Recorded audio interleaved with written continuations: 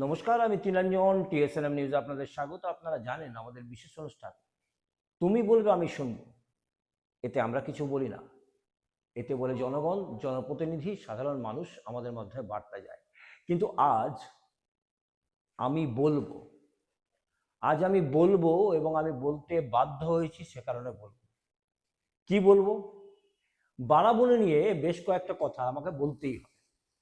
কেন? মানুষকে ভুল বোঝানো হচ্ছে, মানুষের মধ্যে ভুল বার্তা যাচ্ছে। কারা বোঝাচ্ছে?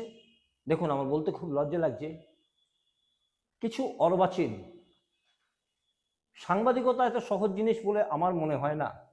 আজকের দিনে প্রচুর সাংবাদিক ঘুরে বেড়াচ্ছে।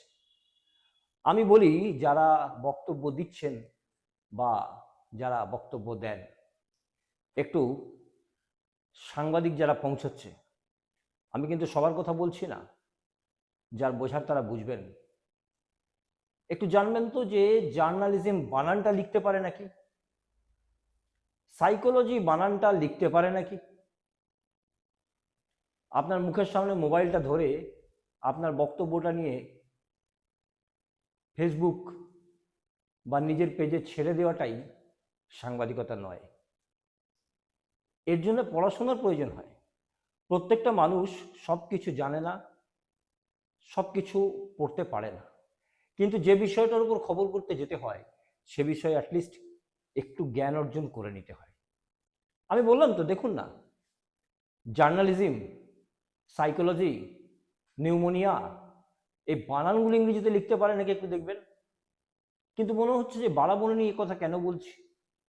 দেখুন, বারাবণীর একটা নালী নিয়ে আমরা খবর করেছিলাম, প্রচুর কমেন্টস এসছে। আমাদের এই ছোট্ট চ্যানেলে এত কমেন্টস, যেন কোনো একটা জায়গাকে নাড়িয়ে দিতে পারে, আমরা আপ্লুত।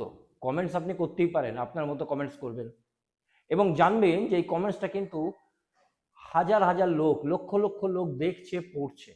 আপনি কি লিখছেন তাতে আপনার শিক্ষা দীক্ষা সেখানেই প্রমাণিত হচ্ছে। তো সেই নালী নিয়ে একটা খবর আমরা করেছিলাম। প্রধান সাহেব নিজে বলেছিলেন নালীর অনুমোদন নেই, নালীর স্যাংশন নেই। এবং আমি দায়িত্ব নিয়ে বলছি, দেখুন, কারোর কল, কাউকে ফোন করে তার কল না জানিয়ে রেকর্ডিংটা ছাড়া উচিত নয়, তার কল রেকর্ডটা তাকে না জানিয়ে করাটা উচিত নয়। আমি দায়িত্ব নিয়ে বলছি, এই ঠিকাদার তিনি কিন্তু বলছেন পথশ্রী প্রকল্পের যে টাকা সেখানেই ড্রেনটা ধরা আছে, পথশ্রী প্রকল্পের যে বরাদ্দ সেখানেই ড্রেনটা ধরা আছে। দায়িত্ব নিয়ে বলছি, প্রধান সাহেব, মাননীয় সম্মানীয় প্রধান সাহেব সহ যারা আমার দর্শক শ্রোতা কমেন্টস করছেন, আমি খুব আপ্লুত। কিন্তু আমি বলি, প্রধান সাহেব, আপনার মাথার উপর যারা আছেন তারা যে উন্নয়নের কাজগুলো করছেন সেই খবরগুলো যখন হয় তখন তো কমেন্টস দেখতে পাই না। বুঝতে পারছেন কাদের কথা বলছি? আপনার মাথার উপর যারা বসে আছেন তাদের উন্নয়নের কাজের খবরগুলো যখন একের পর এক চলতে থাকে, তুমি বলবে আমি শুনবোতে তাদের বক্তব্য চলতে থাকে, তখন তো কমেন্টসগুলো দেখতে পাই না, তাই না? দেখুন, আসানসোলের মেয়র বারাবণীর বিধায়ক বিধান উপাধ্যায়, তার দরজা সবসময় খোলা। যে কোনো মানুষ যায়, সাংবাদিক তো দূরের কথা, যে কোনো মানুষ যখন খুশি যায়। পঞ্চায়েত সমিতির সভাপতি অসিত সিংহ, তার সঙ্গে দেখা করতে হলে মানুষকে লাইন দিয়ে দাঁড়িয়ে থাকতে হয় না, দরজা খোলা থাকে, ভিড় থাকে, একের পর এক কথা বলে, দরজা কিন্তু বন্ধ হয় না। আবার তিনিও মানুষের কাছে পৌঁছে যান। গ্রামে গ্রামে বিভিন্ন কাজে মানুষের কি প্রয়োজন অপ্রয়োজন, সুবিধে অসুবিধে, তিনিও মানুষের কাছে পৌঁছে যান। কেউ কমেন্টস করছেন, এই সাংবাদিককে গ্রামে ঢুকতে দেওয়া যাবে না। বিশ্বাস করুন, এতে সাংবাদিকের কিছু যায় আসে না। আপনার কমেন্টসটা পড়ছে প্রচুর মানুষ, তাদের মনে কি ফিলিংস হচ্ছে? গ্রামে ঢুকতে দেওয়া যাবে না, এ আবার কি কথা? গ্রামে ঢুকতে দেওয়া যাবে না? আমি আবারও বলছি, আপনাদের মাথার উপর যারা বসে আছে বারাবণীতে, তাদের দরজা খোলা, তাদের ঘরের দরজা খোলা, যে কোনো মানুষ যখন তখন যেতে পারে। কমেন্টস আসছে গ্রামে ঢুকতে দেওয়া যাবে না সাংবাদিককে বা সাংবাদিকদের, এই সাংবাদিকদের কমেন্টস আসছে। বারবার বলছি, আপনাদের মাথার উপর যারা বসে আছে তাদের দরজা সবসময় খোলা, যে কোনো মানুষ যখন তখন যেতে পারে। এবং বারাবণীর বিধায়ক, বিশেষ করে বিধান উপাধ্যায়, আসানসোল মিউনিসিপাল কর্পোরেশনের একটা ইতিহাস স্থাপন করেছেন যে তার দরজা কখনো বন্ধ হয় না। মানুষ আসে, কথা বলে, সবার সামনে সবাই সব কথা বলে, কোনো লুকোচুরি নেই। তাহলে বিধায়কের দরজা খোলা, পঞ্চায়েত সমিতির সভাপতির দরজা খোলা, গ্রামের রাস্তা কি বন্ধ হতে পারে? একটু ভাববেন যে এই কমেন্টসটা করে মানুষের মনে কি রিয়াকশন হয়। আমরা বলি জনপ্রতিনিধিদের মানুষের কথা শোনা দরকার, মানুষের রিয়াকশন শোনা দরকার। দেখুন, আমাদের খবর ছিল কিন্তু নালী নিয়ে, প্রশ্ন করেছিলাম সরাসরি, জানিয়েছিলেন নালীর স্যাংশন নেই, ড্রেনের স্যাংশন নেই, খবর আমরা সেটাই দেখিয়েছি। এবং পথশ্রী প্রকল্পের টাকায় ওই ড্রেন, সে কথা বলেছিল কন্ট্রাক্টর, প্রমাণ আছে। তাহলে এই সমস্ত কমেন্টসের কারণ কি? আমি আবারও বলছি, কমেন্টস আসা মানেই হচ্ছে মানুষ খবর দেখছে, মানুষ বুঝছে। কেউ ভালো কেউ খারাপ বলবে। Who want satisfied everyone, he Kant satisfied anyone. যে সবাইকে সন্তুষ্ট করতে চায় সে কাউকে সন্তুষ্ট করতে পারে না। তবে আবারও বলি, ইতিহাস বলছে, ইতিহাস বলছে রাজনৈতিক নেতার সবচেয়ে বড় ক্ষতি করে রাজনৈতিক নেতারাই। প্রশাসনের ক্ষতি করে প্রশাসন, সাংবাদিকদের ক্ষতি করে সাংবাদিকরাই। কিন্তু একটু প্লিজ দেখে নেবেন, সাংবাদিক তো দেখুন, যে কোনো কাজ করতে গেলে শিক্ষা কিন্তু একটা বড় বিষয়। রাজনৈতিক নেতা যদি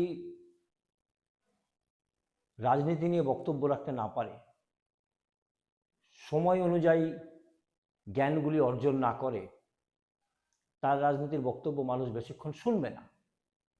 সাংবাদিকতা করতে গেলে সাংবাদিকতা বানানটা অ্যাটলিস্ট জানতে হবে, ইংরেজিতে একটা ড্রাফটিং অন্তত করতে হবে, করতে জানতে হবে। অথবা যে কোনো বিষয়ের উপরে 5 মিনিট, 10 মিনিট, 15 মিনিট বক্তব্য রাখার ক্ষমতা থাকতে হবে। আপনার মুখের কাছে গিয়ে আমি মোবাইলটা ধরে বললাম যে বলুন কি বলবেন, আপনি বললেন, আমি কিছুই বুঝলাম না, আমি সেটা কারোর ইমেজ খারাপ করার জন্যে ফেসবুকে ফেলে দিলাম। কি হলো? একটা বিষয় জানবেন যে অপপ্রচারটাও কিন্তু একটা বড় প্রচার। সত্য উদ্ঘাটিত হবে, মানুষ জানবে, মানুষ শুনবে, আবার মানুষ কমেন্টস করবে।